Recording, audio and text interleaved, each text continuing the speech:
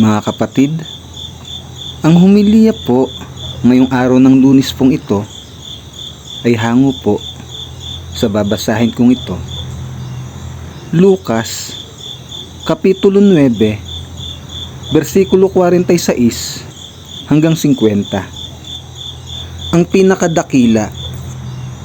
At nagtalo-talo ang mga alagad kung sino sa kanila ang pinakadakila.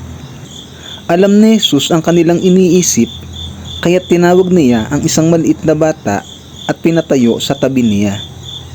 Pagkatapos ay sinabi niya sa kanila, ang sino mang tumatanggap sa batang ito, alang-alang sa akin, ay tumatanggap sa akin.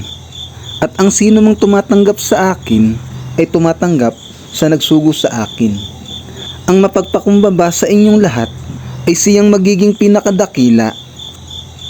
Kakampi natin ang hindi laban sa atin. Sinabi ni Juan, Panginoon, nakakita po kami ng isang taong nagpapalayas ng mga demonyo sa inyong pangalan. Pinagbawalan po namin siya sapagkat hindi natin siya kasamahan. Ngunit sinabi ni Jesus, huwag ninyo siyang pagbawalan, sapagkat ang hindi laban sa inyo ay kakampi ninyo. Ang mabuting balita ng Panginoon. Pinupuri ka namin, Panginoong Hesukristo.